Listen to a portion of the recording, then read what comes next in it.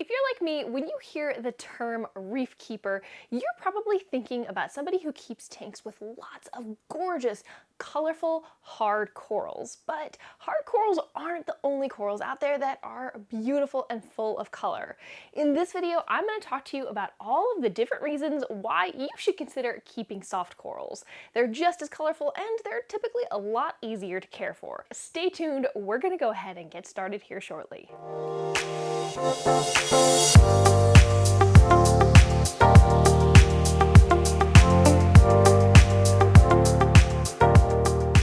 Hi there, Hillary here for Waterlogged on behalf of Saltwateraquarium.com. Like I promised, I've got 10 different reasons why you should be considering keeping soft corals in your tank, or even better yet, why not dedicate a whole tank to soft corals. All right, let's go ahead and get into this list. The first thing on my list is the affordability of soft corals. The saltwater aquarium hobby can be a little bit expensive, especially when you're buying all the equipment and the salt, and when it comes to livestock, that is very expensive. But soft corals are a lot easier on the wallet. A lot of times you can get multiple soft coral frags for the same price that you would pay for a hard coral frag. The second thing on my list today is the colors that you're going to be able to find with those soft corals. Take zoanthids, for example. There are literally hundreds of different designer styles and colors and patterns of these corals. Anything that you like, that you have your mind set on, there's probably a zoanthid out there that fits the bill. Now, Saltwater Aquarium, while we carry a lot of zoas, we might not carry every single one, so if there's something specific that you're looking for, make sure to reach out, send us an email, and we'll see if we can't get that for you. Now, the third item on my list today is the equipment that is needed for keeping soft corals. Now, a lot of those hard corals, those mixed reef tanks, are going to need a ton of different equipment to help maintain the tank, but you don't necessarily need that when it comes to keeping soft corals. So you can get away without having a protein skimmer and without having a doser, which again, back to my first point, is going to save you a little bit of money when it comes to keeping a reef tank. All right, number 4 on my list today is the care that is needed for these corals. They are very, very forgiving. Soft corals can handle a large variety of parameter fluctuations from the salinity to the pH, KH, across the board. They are fairly hardy corals. Now, there's always exceptions to the rule, and there are some that are a little bit trickier to care for than others, but for the most part, soft corals are pretty forgiving and very minimal in the care that they need.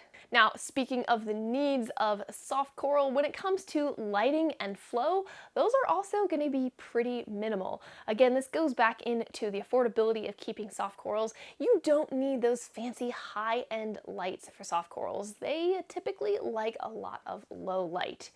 And even if you are looking for flow in your tank, you might not even have to have a wave maker. You could probably get away with having something like the random flow generator nozzles from Vivid Creative Aquatics, and that would probably be enough flow for some of those soft coral tanks. Moving right along, the 6th item on my list today is the rapid growth you're going to see from these soft corals. When it comes to hard corals, it's really tricky because they grow fairly slow and you don't see a lot of progress, but that is not the same for soft corals. Soft corals are fairly fast growing, well, at least most of them are. Ones like pulsing xenia can quickly take over a tank, but it's nice if you're looking to have some real estate covered up by corals. So rapid growth is definitely something that you can expect to see from soft corals. Number 7 on my list is how easy soft corals tend to be to propagate. You could have things like green star polyps that a lot of times will grow in a carpet. You can easily pull them up and cut frags and attach them somewhere else in your tank, or even trade them with friends. I mentioned pulsing xenia a second ago. While those are pretty easy, you are actually able to pull them up and move them around. You could even have things like mushrooms that are pretty easy. They'll actually move themselves around the tank, and if they leave little bits of tissue behind, you can have mushrooms that sprout up from where the original has been, but you're also able to cut them and manually propagate them as well. So a whole bunch of different options when it comes to propagating soft corals, and it's really very, very easy. Number 8 on my list today is that soft corals are going to add so much movement to your tank. With just a little bit of water flow, these corals are going to wave back and forth. You've got a lot of different soft corals that will do that. Things like the green signalaria leather, I really enjoy watching them, especially once they get big and they take over some space. It's really nice to watch them move around in the flow of the water and also see the fish swim around in and out of them. It adds a great dynamic to the tank and a fun type of enrichment for your fish to enjoy in their habitats. All right, number 9, we're almost done with this list. One thing that I love about soft corals is that they're good for all sorts of levels of expertise. You could be a beginner and come in looking to learn about the saltwater aquarium hobby, and honestly, soft corals are going to be the first place that I would recommend for you to start. They're really easy. Like I said, they're very forgiving and they make a good place for beginners. But just because they're good for beginners doesn't mean all of them are super easy.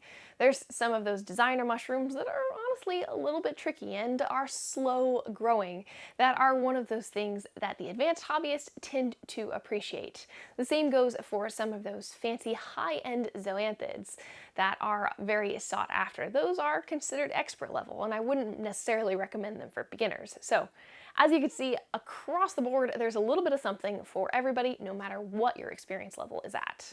All right, the 10th and final reason you should be considering keeping soft corals in your tank is if you are looking to keep some of those non-reef safe fish, but you still want a reef tank. Now, a lot of those fish that are deemed as non-reef safe are deemed so because they're going to eat those hard corals. Now, there's something that soft corals have that the hard corals don't. A lot of times they are going to put off this mucus that really generally deters fish from eating them. They might try taking a bite once, but after that they'll probably end up leaving it alone because they really don't like the taste of it. So those soft corals are going to be safe from even some of those non-reef safe fish. Now there's always exceptions to the rule, so I highly encourage you, before you add stuff to your tank, definitely check out the compatibility for those fish and those corals. Even the soft corals, you want to make sure that you are getting things that are going to be compatible together with what you have in your tank and with what you want to add in the future. Okay, that is going to conclude my list of 10 different reasons why you should be considering a soft coral tank. I'm curious, leave a comment below. Let me know what soft corals you have in your tank. Would you consider keeping soft corals if you don't already have some? And if so, what are you considering? All right, this has been Hillary for Waterlogged on behalf of Saltwateraquarium.com. Thank you so much for watching, and I'll see you next time.